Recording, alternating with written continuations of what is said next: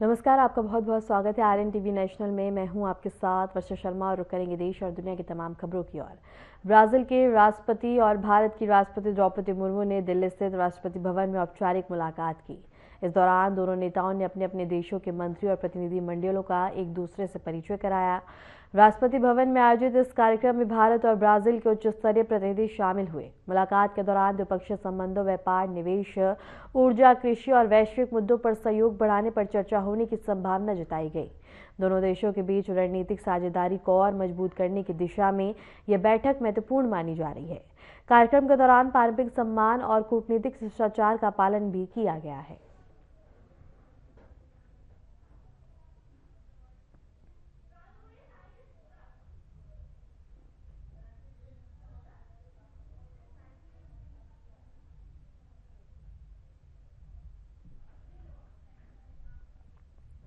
राष्ट्रपति द्रौपदी मुर्मू ने राष्ट्रपति भवन में संयुक्त राष्ट्र के महासचिव से भेंट की है। इस दौरान दोनों नेताओं ने वैश्विक मुद्दों, अंतर्राष्ट्रीय सहयोग और विकासशील देशों के हितों पर चर्चा की है। मुलाकात में द्विपक्षीय संबंधों को मजबूत बनवाने और जलवायु परिवर्तन, सतत विकास और वैश्विक शांति के महत्व पर विचार विमर्श हुआ। राष्ट्रपति ने भारत की वैश्विक जिम्मेदारी और अंतर्राष्ट्रीय मंच पर सकारात्मक भूमिका पर जोर दिया। इस अवसर पर दोनों पक्षों ने भविष्य में सहयोग बढ़ाने और साझा चुनौतियों का समाधान करने पर सहमति व्यक्त की है।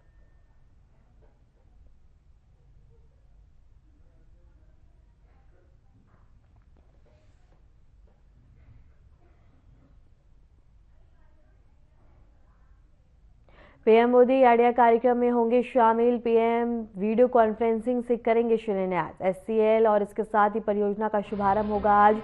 India chip private limited launch. Yamuna expressway पर बड़ा निवेश देखने को मिलेगा। सेमीकंडक्टर क्षेत्र को मिलेगा बढ़ावा। संयुक्त उद्योग परियोजना की शुरुआत होगी। इस वक्त की बड़ी खबर हम आपको बता रहे हैं, जहां प्रधानमंत्री नरेंद्र मोदी वीडियो कॉन्फ्रेंसिंग के माध्यम से बता दें कि यहां तमाम सौगातें और संयुक्त उद्योग परियोजना का लाभ मिलता हुआ नजर आएगा।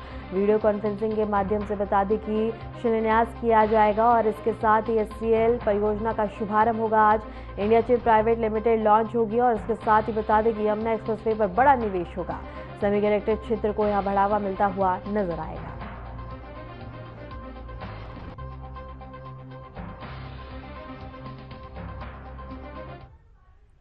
रक्षा मंत्री राजनाथ सिंह ने भारत मंडपम में आयोजित इंडिया एआई इम्पैक्ट समिट 2026 में भाग लिया। समारोह के दौरान उन्होंने विभिन्न स्टॉल्स का दौरा किया और नई तकनीकों और नवाचारों को करीब से देखा। इस अवसर पर मंत्री ने आर्टिफिशियल इंटेलिजेंस के क्षेत्र में भारत की प्रगति और भविष्य की संभावनाओं पर चर्चा की। उन्होंने स्टार्टअप्स और टेक्नोलॉजी प्रदर्शनों के महत्व की भी सराहना की है।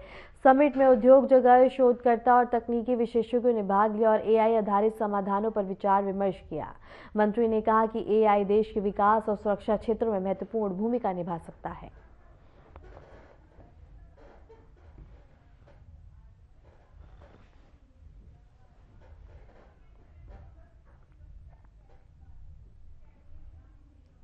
और अब आपको सीधा ले चलते हैं लखनऊ, जहां उत्तर प्रदेश के मुख्यमंत्री योगी आदित्यनाथ क्या कुछ कह रहे हैं, आइए आपको सुनवाते हैं। या फिर उनके परिवार का कोई सदस्य या फिर कोई बटाईदार, ये जो भी हो, उन सभी को जो भी आपदा के माध्यम से इससे प्रभावित हुए हैं, उन सभी को आज हम लोगों ने इस योजना से यहां पर लाभान्वित करने का प्रयास किया है और इसके माध्यम से यह कार्य आज यहां लागू हुआ है। मैं इस अवसर पर 175 करोड़ रुपए 175 करोड़ 67 लाख रुपए की जो धनराशि आज जारी हुई है, इस जारी होने के अवसर पर उन सभी परिवारों के प्रति मैं अपनी संवेदना व्यक्त करते हुए उन्हें इस बात के लिए आश्वस्त करता हूं कि सरकार हमेशा उनके साथ में है और उनको हर संभव सहयोग करने के लिए हमेशा उनके साथ तैयार रहेगी। इससे पहले भी हम लोगों ने 16 जून 2025 को 11,690 किसान या उनके आश्रित परिवारों को 561 करोड़ 86 लाख रुपए की धनराशि वितरित की थी और आज ये सभी परिवार उससे आच्छादित हो रहे हैं। और मैं सभी जिलाधिकारियों से इस बारे में कहूंगा कि वे ससमय प्रयास हो कि आज या कल तक ये पैसा सभी उन आश्रित परिवारों को या उन किसानों के खाते में ये पैसा हर हाल में पहुंच जाए, ये सभी 75 जनपदों के जिलाधिकारी सुनिश्चित करेंगे। प्रदेश के अंदर आपदा प्रबंधन में जो फर्स्ट रिस्पॉन्डर होता है वह आपदा मित्र हो सकता है, और आदरणीय प्रधानमंत्री जी ने देश के लिए एक बड़े अभियान को हाथ में लिया है आपदा मित्र के रूप में। और मुझे इस बारे में बताते हुए प्रसन्नता है कि उत्तर प्रदेश ने आदरणीय प्रधानमंत्री जी की इस पहल को आगे बढ़ाने का काम किया है। खासतौर पर 25 जनपदों में 29,772 युवा स्वयंसेवक, जिनमें NCC, NSS, NYKS, Bharat scout and guide को प्रशिक्षित करके उनके साथ हम लोगों ने आपदा मित्र प्रबंधन से जुड़े हुए सभी प्रकार के कार्यक्रमों को आगे बढ़ाया है। और इसके लिए इन समस्त स्वयंसेवकों को 7 दिवसीय एक प्रशिक्षण के साथ भी जोड़ा गया है। इसके लिए इन्हें इमरजेंसी रिस्पॉन्डर किट, आपदा मित्र ट्रेनिंग, मॉड्यूल आईडी। तो वहीं हरियाणा के मुख्यमंत्री नायब सिंह सैनी ने घोषणा की है कि प्रशासनिक दक्षता बढ़ाने, नागरिकों को बेहतर आवास सुविधाएं उपलब्ध करवाने और शहरी योजना एकीकरण में सुधार के उद्देश्य से आवास बोर्ड हरियाणा को भंग कर हरियाणा शहरी विकास प्राधिकरण में विलय कर दिया जाएगा। सीएम सैनी ने ये बात बजट सत्र के पहले दिन हरियाणा विधानसभा में सरकारी संकल्प पेश करते हुए कहा। उन्होंने स्पष्ट किया कि आवासन बोर्ड और हरियाणा शहरी विकास प्राधिकरण के कार्य लगभग समान थे। मुख्यमंत्री ने आश्वासन दिया कि आवासन बोर्ड हरियाणा में कार्यरत सभी कर्मचारी के हितों का पूरा ध्यान रखा गया है।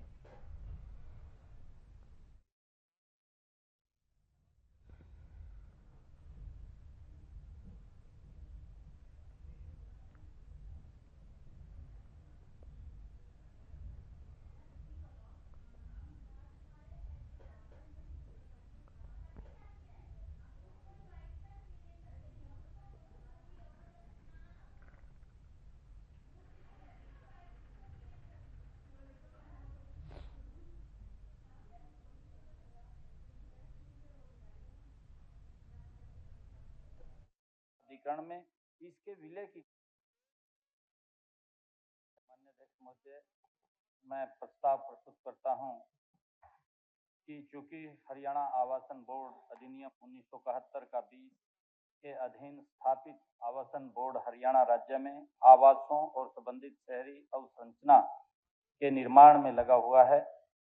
समय के साथ इसके प्रचलित कृत्य तेजी से हरियाणा शहरी विकास प्राधिकरण जो आवासन और योजनाबद्ध शहरी अवसंरचना का विकास करने हेतु वैधानिक ढांचे के अधीन संचालित है के कृत्यों के साथ परस्पर व्यापी हो गए हैं।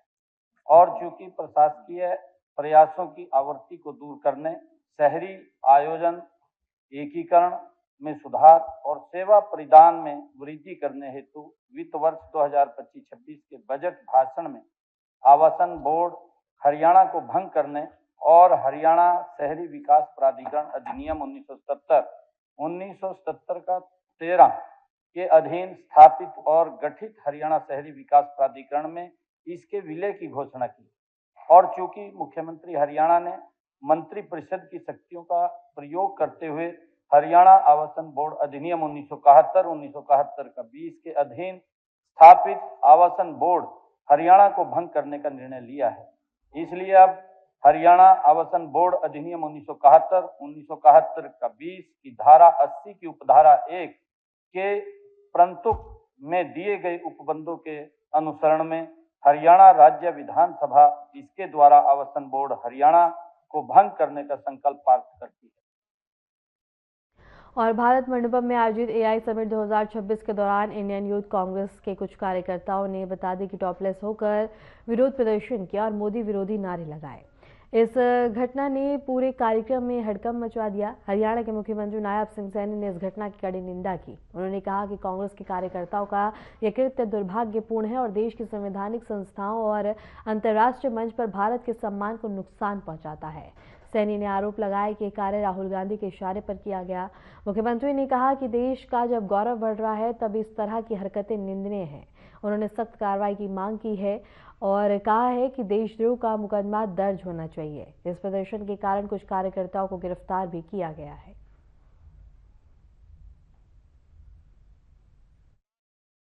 कांग्रेस के युवराज, क्योंकि इनके डीएनए में है देश को अलग अलग स्थानों पर शर्मसार करना, देश को अपमानित करना। कांग्रेस यहां तो करती रहती है, देश की संवैधानिक संस्थाओं को उनका अपमान करना, और ये दुर्भाग्यपूर्ण है कि कांग्रेस राहुल गांधी के इशारे पर जिस प्रकार से कांग्रेस यूथ के कार्यकर्ताओं ने जो भारत मंडपम में एआई समिट हो रही है और उस समिट के अंदर पूरे वर्ल्ड से वहां काफी संख्या में प्रबुद्ध जन उस समिट का हिस्सा बन रहे हैं, उसके अंदर आ रहे हैं, और इस प्रकार की नीच हरकत करना कि कांग्रेस यूथ के कार्यकर्ता, कांग्रेस पार्टी के कार्यकर्ता किस प्रकार से कपड़े निकाल करके और उन्होंने दौड़ लगाई, देश को तो अपमानित किया है पूरे वर्ल्ड के अंदर। परंतु यहां जो समिट के अंदर उन्होंने इस प्रकार का कृत्य किया है उसकी जितनी निंदा की जाए कम है। मुझे शायद ऐसा पता चला है कि कुछ लोगों को गिरफ्तार किया है, कांग्रेस पार्टी के पदाधिकारी हैं। देश का अगर सम्मान बढ़ रहा है, देश का दुनिया में गौरव बढ़ रहा है, तो इस प्रकार की जो हरकत की गई है वो दुर्भाग्यपूर्ण है। कांग्रेस ने कभी देश की संवैधानिक संस्थाओं को अपमानित करके माफी नहीं मांगी, परंतु आज देश देख रहा है कि ऐसे लोगों को आने वाले समय के अंदर जो देश को हर उस मोर्चे के ऊपर अपमानित करने का काम करते हैं, इन्होंने जगह नहीं छोड़ी कोई भी। हमारे बहादुर सैनिक अगर एयर स्ट्राइक करते हैं, ये राहुल उठ करके उसका हिसाब मांगते हैं, ये की भी या नहीं की है। हमारे अगर बहादुर सैनिक सर्जिकल स्ट्राइक करते हैं तो उसका हिसाब मांगने के लिए उठ जाते हैं। ये दुनिया के अंदर भारत को किस प्रकार से नीचा दिखाने का काम कांग्रेस पार्टी और राहुल गांधी कर रहे हैं, परंतु आदरणीय मोदी जी के नेतृत्व में भारत आगे बढ़ रहा है। इसकी जितनी निंदा की जाए कम है, और ऐसे लोगों के खिलाफ सख्त कार्रवाई होनी चाहिए, देशद्रोह का मुकदमा दर्ज होना चाहिए, जिससे कि उनको सबक लगे कि अगर देश का कहीं अपमान हो रहा है तो देश के 140 करोड़ लोगों का अपमान है। क्योंकि इस समिट के अंदर जो है, इस समिट भारत मंडपम में चल रही है, उसके अंदर पूरी दुनिया से सब अलग अलग बड़े प्रबुद्ध जन आ रहे हैं और बड़े नेता भी वहां आ रहे हैं, बड़े बड़े ऑफिसर्स आ रहे हैं, जो वर्ल्ड के अलग अलग लोग हैं इस समिट के अंदर हिस्सा ले रहे हैं। और ये समिट पहली ऐसी समिट है कि आने वाले समय के अंदर जब हम एआई की तरफ बढ़ रहे हैं तो किस प्रकार से ये भारत और युवाओं को रोजगार मिलेगा, और कांग्रेस उन्हीं जिन युवाओं को अगर रोजगार का उसके माध्यम से खड़ा होगा, उन्हीं को अपमानित करने का काम ये कर रहे हैं।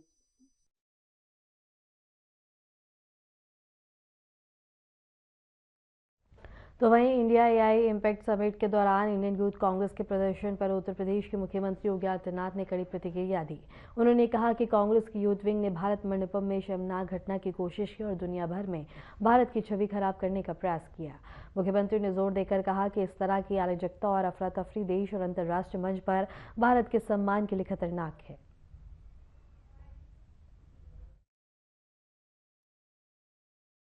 और दूसरी तरफ आज एक शर्मनाक घटना भारत मंडपम में करने का प्रयास कांग्रेस के युवा संगठन ने करने का प्रयास किया है। पूरी दुनिया के अंदर भारत की छवि को खराब करने का कुत्सित प्रयास हुआ और हम इसकी निंदा करते हैं। यह बहुत ही शर्मनाक घटना है कांग्रेस के लोगों के द्वारा, कांग्रेस के नेताओं का। ये यानी देश की कीमत पर ये लोग खिलवाड़ करना चाहते हैं। राजनीति होती है, आरोप प्रत्यारोप होते हैं, लेकिन हम देश की कीमत पर सौदेबाजी करें, देश की छवि के साथ खिलवाड़ करें, जहां 100 से अधिक देशों के लोग भागीदार बन रहे हो, वहां पर इस प्रकार के उत्पात मचा करके अराजकता फैलाने का प्रयास असह्य है। और मुझे लगता है कि हर भारतवासी को इस घटना की निंदा करनी चाहिए, भर्त्सना करनी चाहिए, और जो भी इसके पीछे है उसके खिलाफ कठोरतम कार्रवाई की जानी चाहिए, जो लोग भारत की छवि को खराब करने का प्रयास कर रहे हैं। राजस्थान के मुख्यमंत्री भजन लाल शर्मा ने मुख्यमंत्री कार्यालय से वीडियो कॉन्फ्रेंसिंग के माध्यम से राज्य उन्नति कार्यक्रम की बैठक की। बैठक में विभिन्न विभागों की प्रगति, योजना के क्रियान्वयन और कार्यक्रम के लक्ष्यों पर चर्चा की गई। मुख्यमंत्री ने अधिकारियों को योजनाओं को समय पर लागू करने और जनहितकारी पहलों में तेजी लाने के निर्देश दिए। इस दौरान कार्यक्रम के प्रभाव और विकास गतिविधियों की समीक्षा भी की गई, ताकि राज्य में राज्य उन्नति के उद्देश्यों को प्रभावी ढंग से पूरा किया जा सके।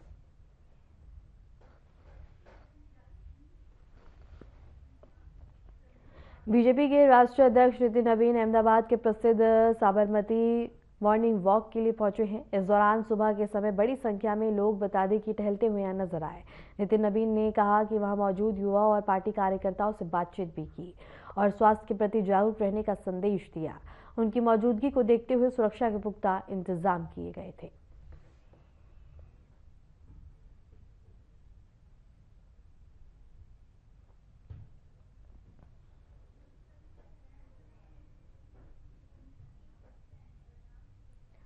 हरियाणा के ऊर्जा, परिवहन और श्रम मंत्री अनिल विज से उनके आवास पर विकास और पंचायत मंत्री कृष्णलाल पंवार ने मुलाकात की है।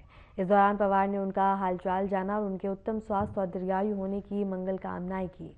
मुलाकात के दौरान दोनों नेताओं के बीच प्रदेश के विभिन्न विकास कार्यों और समसामयिक मुद्दों पर भी चर्चा हुई है। पंवार ने विज के शीघ्र स्वस्थ होने की कामना करते हुए कहा कि उनके अनुभव और नेतृत्व से देश को निरंतर मार्गदर्शन मिलता रहेगा।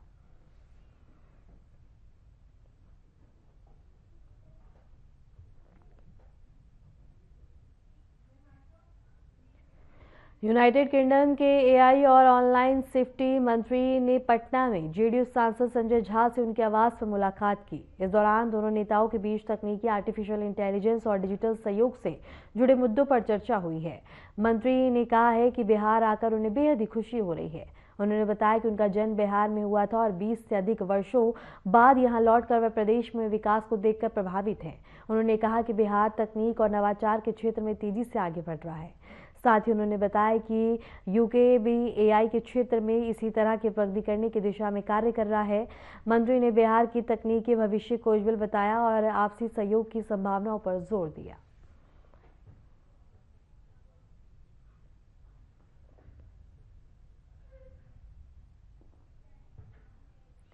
रुक करेंगे बड़ी खबर की ओर। राहुल गांधी आज होंगे भिवंडी कोर्ट में पेश। आरएसएस पर टिप्पणी से जुड़ा है ये पूरा मामला। मानहानि केस में होगी पेशी। 2014 चुनाव टिप्पणी मामला गर्माता हुआ नजर आ रहा है। आरएसएस बयान पर कोर्ट सुनवाई। सुल्तानपुर कोर्ट के बाद भिवंडी। और इसके साथ ही बता दें कि जमानतदार के निधन से बड़ी मुश्किलें। भिवंडी कोर्ट में अहम सुनवाई होगी आज। इस वक्त की बड़ी खबर हम आपको बता रहे हैं। लोकसभा में नेता विपक्ष राहुल गांधी आज महाराष्ट्र के भिवंडी कोर्ट में पेश होंगे। यह मामला वर्ष 2014 के लोकसभा चुनाव प्रचार के दौरान आरएसएस पर की गई टिप्पणी से जुड़ा है। यह पेशी मानहानि केस के तहत हो रही है। सुल्तानपुर के एमपी एमएलए कोर्ट में पेश होने के बाद अब राहुल गांधी की भिवंडी कोर्ट में हाजिर होना है। बताया जा रहा है कि राहुल गांधी इस मामले में जमानत पर है, लेकिन उनके जमानतदार के निधन के बाद कानूनी प्रक्रिया को लेकर नई स्थिति उत्पन्न हुई है। आज की सुनवाई को अहम माना जा रहा है क्योंकि ये मामला 2014 के चुनावी बयान से जुड़ा और लंबे समय से अदालत में लंबित है।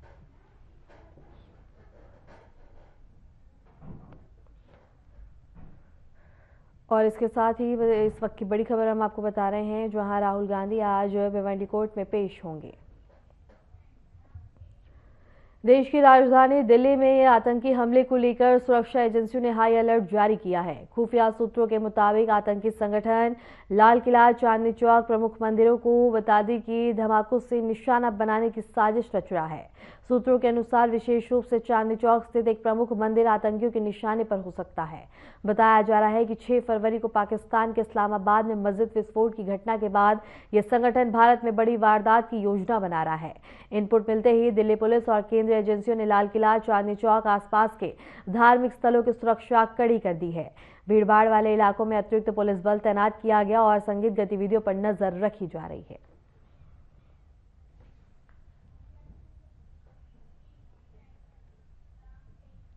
दिल्ली से एक दुखद खबर सामने आई है। तिलकनगर पुलिस के अनुसार 21 फरवरी की सुबह राजौरी गार्डन की तरफ नजफगढ़ से बता दें कि रोड पर Subhash Nagar metro red light के पास एक भयंकर एक्सीडेंट हुआ था। इस हादसे में बता दें कि हेमशकर, जो कि ज़ेप्टो में डिलीवरी के रूप में कार्य करते थे और गंभीर रूप से घायल हो गए। उन्हें तुरंत अस्पताल ले जाया गया, जहां डॉक्टर ने उन्हें मृत घोषित कर दिया।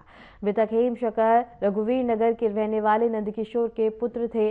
पुलिस ने इस मामले में आरोपी ड्राइवर मोहित कुमार को हिरासत में लिया और उसकी कार को भी सीज कर दिया। घटना के संबंध में एफआईआर दर्ज कर ली गई है और आगे की कानूनी कार्रवाई जारी है।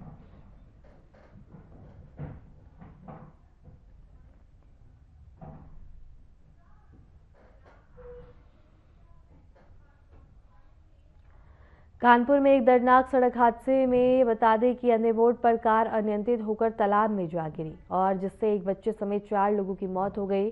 प्राप्त जानकारी के अनुसार कार तेज रफ्तार में थी और मोड़ पर संतुलन बिगड़ने के कारण सीधे तालाब में जा गिरी। हादसे के बाद स्थानीय लोगों ने तुरंत पुलिस और बचाव दल को सूचना दी। मौके पर पहुंची पुलिस और रेस्क्यू टीम ने कड़ी मशक्कत के बाद कार को बाहर निकाला, लेकिन तब तक 4 लोगों की जान जा चुकी थी। पुलिस ने मामला दर्ज कर जांच शुरू कर दी है। जांच में तेज रफ्तार और बता दें कि हादसे के कारण माना जा रहा है। प्रशासन ने लोगों से सावधानी बरतने और सड़क सुरक्षा नियमों का पालन करने की अपील की है।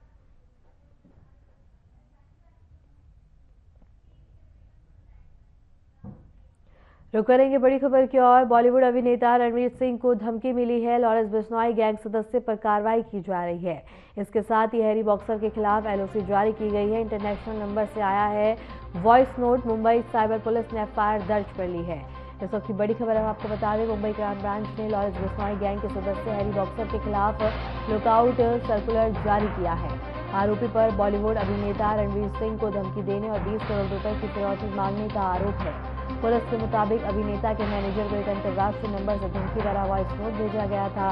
इस वॉइस नोट को पंजाब और हरियाणा पुलिस से सत्यापित किया गया। मामले में मुंबई साइबर पुलिस ने एफआईआर दर्ज कर जांच शुरू कर दी है। एहतियातन अभिनेता के आसपास सुरक्षा बढ़ा दी गई और पुलिस आरोपी की तलाश में जुटी है और मामले की हर पहलू से जांच की जा रही है।